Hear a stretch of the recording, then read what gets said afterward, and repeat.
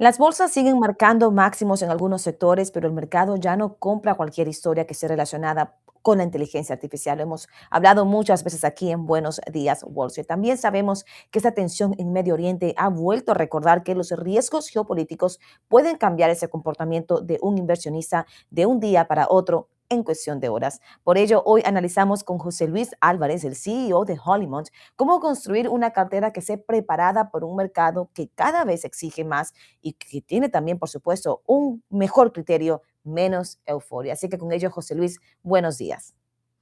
Buenos días, un placer estar aquí con vosotros otra vez de nuevo.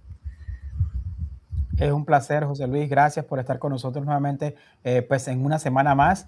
Aquí estamos pues viendo muchas cosas y viendo todos los escenarios que mueven a la economía, pero una conversación que hemos tenido mucho en las diferentes veces que te hemos invitado y que ha sido muy acertado en muchas evaluaciones que tú has dado sobre el mercado, que el inversionista educado no se mueve solamente por un titular, sino que pues obviamente tiene otro fundamento. Y vemos que durante, por ejemplo, los últimos 2 años, en el caso de la inteligencia artificial, ha sido como ese gran motor de los mercados. Pero hoy parece que esta conversación está cambiando. ¿Tú crees que estamos entrando en una etapa donde ya no basta decir AI, sino que los inversionistas van a exigir, digamos, más beneficios reales, más modelos de negocio, que justifiquen toda esta inversión? Vemos ahora nombres, por ejemplo, como Meta, queriendo competir con OpenAI, queriendo competir con Anthropic. ¿Qué tú visionas en ese rubro? Hace meses que lo vamos diciendo. Esta visión hace meses. Y es lo que decimos, ¿no? Cuando tienes una visión más desde el punto de vista de inversión a largo plazo, con una visión en vigilar los riesgos, en tener una cartera equilibrada, que es lo que hablaremos hoy, todo esto lo ves te anticipas a lo que los mercados están haciendo ahora. Al final, la hemeroteca que consulten desde de hace meses, ¿no? De hace semanas, bastantes semanas, y nosotros hace meses, lo que veíamos diciendo, al final la inteligencia artificial ha sido un gran motor, hay unas grandes expectativas, pero también unos grandes riesgos, ¿no? Y ahora los inversores están dando cuenta de que, bueno, pues esta euforia, ¿no? Pues los mercados, decíamos que los mercados nunca son buenos para la euforia, ¿no? O sea, esta euforia, pues hay que tener precauciones, ¿no? En la sesión anterior hablamos de la inteligencia artificial, dos cosas que nosotros hace mucho tiempo que vamos diciendo, que de momento la inteligencia artificial es como una especie de burbuja circular, ¿no? Que al final los desarrolladores de infraestructuras se van reglamentando entre sí, hay grandes volúmenes, pero no sale de este ecosistema, hay muy poca parte que sale del ecosistema. Y los inversores lo que están viendo es qué parte de esta inversión sale del sistema, lo compra la economía real y se implementa, porque la revolución tecnológica nacerá no ahora, nacerá al momento que las empresas normales, ¿no? Las empresas de la economía real, de diferentes sectores, adopten esta tecnología, con los interrogantes que hay, porque al final todo el mundo habla del precio de los tokens, ¿no? Hay empresas que se están dando cuenta que utilizar de forma masiva, indiscriminada la inteligencia artificial, pues tiene un coste, porque de momento no estamos pagando el coste real de los tokens. En el momento que tenemos que pagar, veremos realmente pues si tiene sentido para ciertas empresas, si incrementa productividad, reduce costes, mejora la oferta de productos y servicios o nuevos servicios, pero hasta que no esto no ocurra, pues continuará habiendo estos interrogantes. Al final, el tema de la inteligencia artificial es una gran apuesta y con grandes riesgos. Decíamos que, bueno, de momento tenemos esta parte circular, esta, digamos, burbuja circular, y después cuando invertimos en ciertas empresas estamos asumiendo altísimas volatilidades. Volatilidades de 40%, 45%. Estos son volatilidades extremas, ¿eh? Como decías, cualquier noticia afecta de forma pues muy exagerada. Y no exagerada, es por la volatilidad implícita que tienen este tipo de inversiones, ¿no?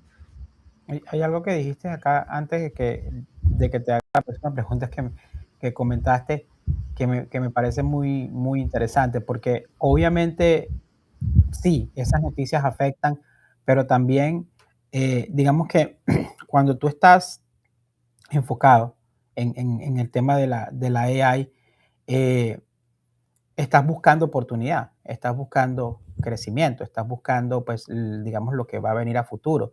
Eh, entonces, muchas veces cuando la gente se quiere meter en eso, ya llegó tarde, ¿sabes? Ya no es como que, ¿sabes? La gente se monta cuando ya sale la noticia y en ese momento ya más bien la ola viene bajando. Bueno, es que esto es lo que pasa siempre con la inversión particular. Siempre llega tarde y entra tarde y sale tarde, ¿eh? Cuando entra tarde, cuando ya está estos precios ya están muy hinchados, si podemos hablar de precios hinchados, que yo no digo que estén hinchados, yo digo que, pues, que son precios muy elevados, ¿no? Todos lo sabemos. Y cuando hay una caída de mercado, pues sale tarde, ¿no? Y nunca es el momento. Al final, en el tema de la inversión, y volviendo a los principios básicos, es más importante saber cómo invertir, ¿no? Cómo invertir, que en qué invertir concretamente y cuándo invertir. Porque en qué concretamente no lo sabemos. Sabemos más o menos, pues, sectores, sabemos, pues industrias, pero en qué empresas concretamente no lo sabemos. Y el cuándo entrar y cuándo salir tampoco. Por tanto, en el tema de inversión es más importante saber cómo invertir, en qué concretamente y en qué momento, porque estas cosas no lo saben, ¿no? Al final lo que decíamos, ¿no? Es saber invertir en incertidumbre. Miren, hay 4 principios básicos de los inversores que justamente no están muy inculcados, ¿no? Pues se dejan mover por los impulsos del mercado. Y yo siempre digo que el pequeño inversor acaba como bailando el chotis. No sé si sabes lo que es el chotis. El chotis es un baile muy típico de Madrid, de la capital de España, ¿no? Y que consiste en dar muchas vueltas, pero no moverse del sitio, ¿no? Y al final el inversor particular acaba bailando el chotis, ¿no? Se mueve mucho, pero no se acaba moviendo del sitio, ¿no? Y el principio fundamental son 4. 4 es: nadie tiene la bola de cristal, absolutamente nadie. Nadie sabe lo que va a pasar. Cada día salen noticias, como decías, que esas noticias cambian totalmente el escenario, ¿de acuerdo? Hay un gran interés, ¿no? Por parte de cierta industria en que pienses que sí, ¿de acuerdo? Y sigas, pues personas que te intentan decir en qué momento y qué vas a hacer y, bueno, hacen ver que tiene la bola de cristal. Nadie tiene la bola de cristal. Eso está claro. Un principio básico a quedarse en cuenta siempre. Nadie tiene la bola de cristal. El segundo, el largo plazo es el aliado del inversor, ¿no? A corto plazo ya vemos que pueden pasar miles de cosas, ¿no? Pues si montas una cartera, construyes una cartera pensando en tema patrimonial, los resultados los vas a tener a largo plazo. Fíjense, no sé si alguna vez lo he comentado, de Fidelity encontró que las cuentas que funcionaban mejor eran cuentas de personas que estaban muertas. Hicieron un análisis de las cuentas que tenían los inversores y las cuentas de muertos o personas que se habían olvidado que tenían estas cuentas son las cuentas que habían tenido mejor desempeño. Y es porque al final el entrar y salir, mover muchas carteras y sobre todo buscar resultados a corto plazo, pues no es la mejor estrategia. El tercer punto es que rentabilidad y riesgo son las dos caras en esa moneda. También lo olvidamos, ¿no? Ahora con inteligencia artificial, altas rentabilidades, altos riesgos. Esto es inevitable. O sea, si vamos a buscar grandes oportunidades de inversión, tenemos que asumir grandes riesgos. Cuando invertimos en Nvidia o estas empresas de inteligencia artificial, pues, y miramos la volatilidad que estamos asumiendo, pues es altísima. Altísima, quiere decir muy alta. El doble que, por ejemplo, una empresa de gran tecnología como un Meta, ¿eh? Incluso más del doble algunas empresas del sector de inteligencia artificial. Y la otra clave, que muchas personas no se lo creen, que la diversificación es la clave de cualquier inversión. Muchas personas dicen, no, diversificas porque no sabes en qué invertir. No, se diversifica porque sabes invertir, ¿no? Estos 4 principios básicos hay que conservarlos siempre. La tentación es no hacerlo, ¿no? Dejarnos llevar por las noticias, dejarnos llevar por los impulsos, pero nos conduce a muy malos resultados. Y eso está estadísticamente comprobado, ¿no? Al final, como decíamos, es cómo invertir más que en qué concretamente, en qué momento, porque esto no lo sabemos nadie, ¿no? José Luis, dijiste la palabra clave, titulares como tal. Esta semana pues vimos cómo las tensiones en el estrecho de Hormuz dispararon ese petróleo y volvieron a poner pues la geopolítica en el centro de los mercados. Pero más allá del movimiento puntual con el crudo, por supuesto, cuéntanos qué enseñanza deja este episodio para quienes construyen una cartera de inversión de largo plazo. Bien, siempre decimos el mismo concepto, repetimos porque por mucho que repitamos, cuesta que el inversor lo asimile, ¿no? Al final, no se trata de construir una cartera para un escenario concreto, sino para todos los escenarios.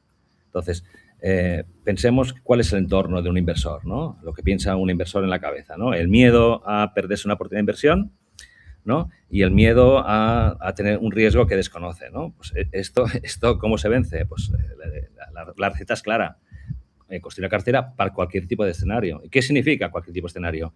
Pues, oye, pues al final, pues si tienes una cartera con exposición, por ejemplo, al precio del crudo, el precio del crudo afecta a todos los sectores, ¿no?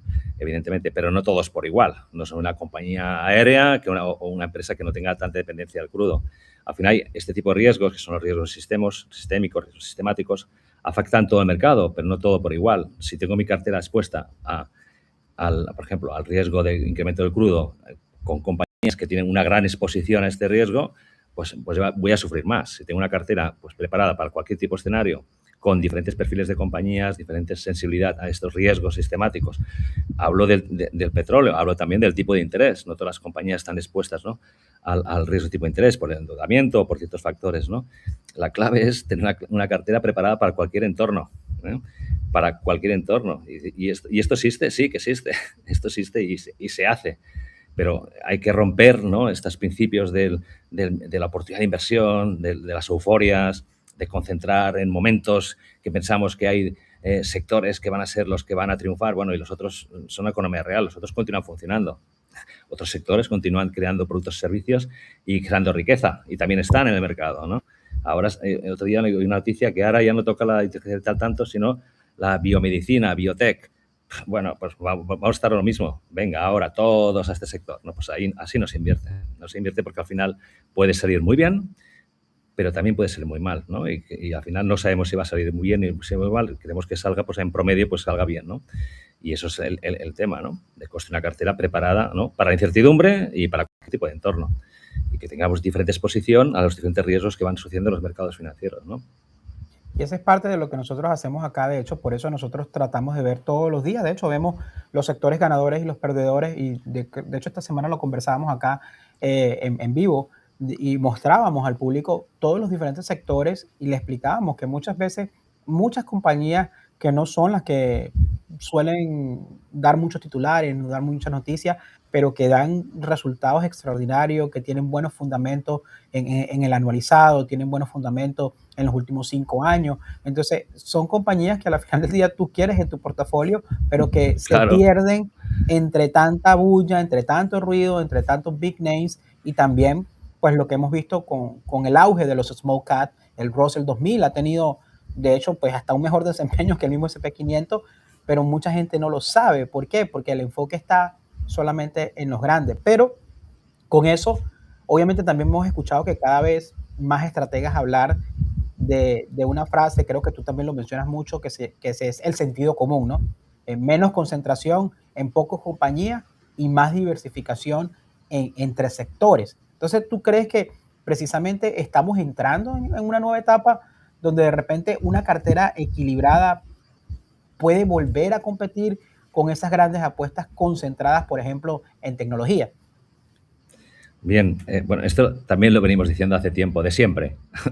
Este principio de ahora es un principio de siempre. Siempre hay que tener una cartera pues diversificada en sectores. Y para un inversor es bien fácil. Hay un estándar que es el Global Industry, el GICS, ¿de acuerdo?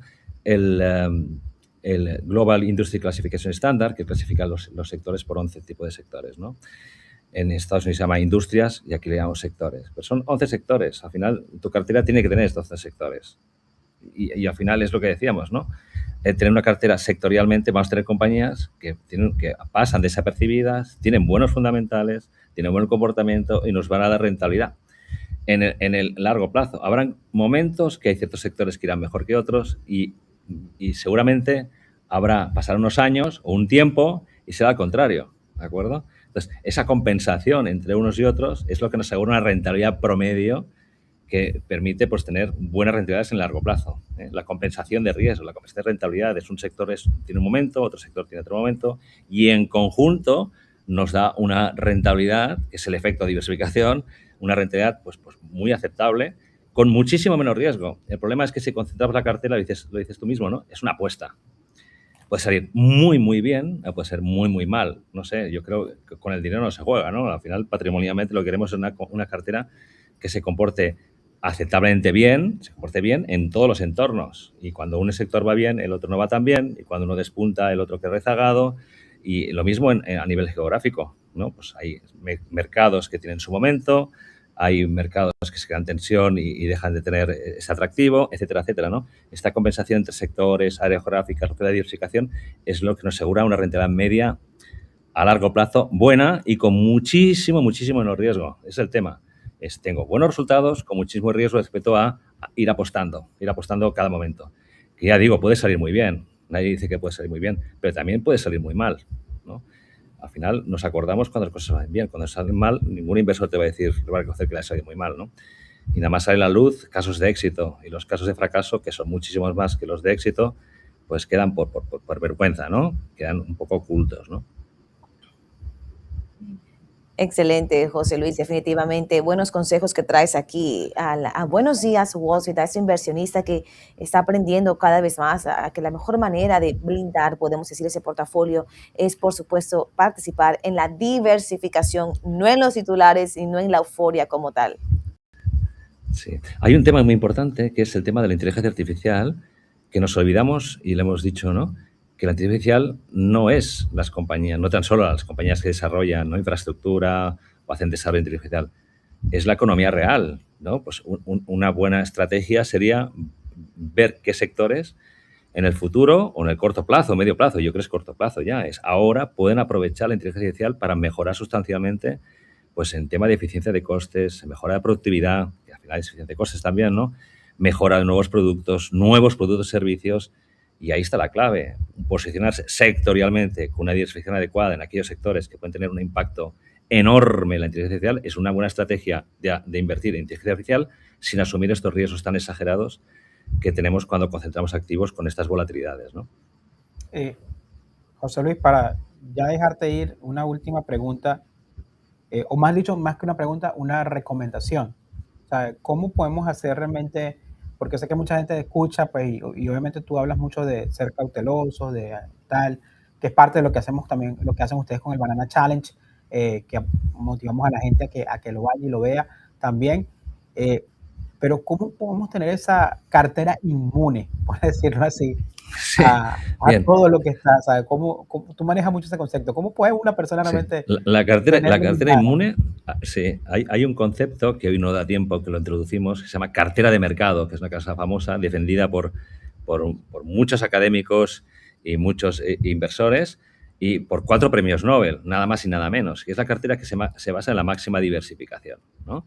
Entonces dices, bueno, máxima diversificación significa, pues es una cartera que invierte en todo, ¿de acuerdo? Ahora, para un inversor que ahora empieza y dice, ¿cómo lo hago? Bueno, pues esto es un segundo paso. Para un primer paso, pues les recomiendo que entren en el Banana Investment Challenge, creen carteras, hagan lo que justamente estamos diciendo, cojan diferentes compañías por sector que permite la aplicación, pues coger con unas cuantas compañías por sector y ir analizando y viendo el riesgo que estoy asumiendo, simular escenarios, que lo hagan, lo investiguen y verán realmente los resultados, que son totalmente muchísimo mejor que concentración, ¿no? Al final, inmunizar una cartera significa lo que estábamos diciendo, que esté preparado para cualquier escenario. Evidentemente, los escenarios adversos también van a afectar a una cartera inmunizada, desde el punto de vista inmunizada, el concepto que es muy gordo quizá, ¿no? Pero bueno, para que lo entiendan la audiencia, una cartera inmune, que significa pues, que se va a comportar mejor que una cartera concentrada, una cartera pues, que está totalmente sesgada hacia cosas de moda o de euforia, etcétera, etcétera. Pues esta cartera pues, nos va a hacer vivir muchísimo mejor, más tranquilos. ¿Por qué? Porque bueno, pues cuando un sector funcione bien, otro no funciona nada bien, lo que estamos diciendo, una área geográfica, etcétera, etcétera. Entren en el Banana, miren cómo montar una cartera, analicen riesgos. Es un entorno analítico avanzado, pero muy fácil de usar. También hay modelos financieros, algoritmos que permiten construir carteras. Y no tan solo eso, una vez has experimentado con la cartera, decides guardar esa cartera y te voy a hacer un seguimiento de esa cartera. Con lo cual, aparte del contenido analítico, ¿no?, y esta parte de movilización, que es muy intuitivo, muy fácil, ¿eh? También hay funcionalidades muy avanzadas para el inversor más experto, pero para el que empieza lo va a entender fantásticamente bien y le permitirá comparar qué significa, ¿no?, una cartera concentrada en inteligencia artificial desde una cartera diversificada por sectores, por ejemplo, ¿no? Y verá la gran diferencia. Es que lo verá en números, lo verá a través de la analítica. Y si lo quiere ver en el día a día, pues guarda esa cartera y puede hacer un tracking, ¿no?, puede hacer un seguimiento de esa cartera, no tan solo en rentabilidades, sino también en riesgos, ¿no?, que es lo que interesa. Muchas veces seguimos únicamente las carteras en rentabilidades. No tenemos ni idea del riesgo que estamos asumiendo, ¿no? Al final lo decíamos, ¿no? Un principio que decíamos, renta y riesgo son las dos caras de la misma moneda. Si yo hago un seguimiento de rentabilidades, quizá me interesa saber el seguimiento también en riesgos, ¿no? Estoy obteniendo un 10% con una volatilidad enorme, a lo mejor no es la mejor decisión. Prefiero tener un 8% con una volatilidad infinitamente menor, ¿no? Y también puedo conseguir un 10% con un riesgo menor, ¿no? Pues esto es lo que permite el Banana. Es una experiencia educativa, una experiencia práctica para cualquier tipo de inversor que nos permite precisamente analizar todo esto, analizar lo que estamos diciendo, rentabilidad y riesgo, simular escenario, entender realmente lo que estoy invirtiendo, porque nosotros lo sabemos, muchos inversores, pues con esta fiebre, con esta euforia, pues es normal, es humano, ¿no? Buscamos rentabilidades, buscamos oportunidades y nos olvidamos del riesgo. Tarde o temprano los mercados reaccionan fuertemente, pasa y ha pasado siempre. En ese momento se acuerdan los inversores. Pasa que tenemos poca memoria, pero ha pasado recientemente y hace muchos años momentos realmente de estrés. Y ahí el inversor se acuerda, ¿no? Cuando las cosas van bien nadie se acuerda. Entonces hay que acordarse cada día de lo que puede pasar.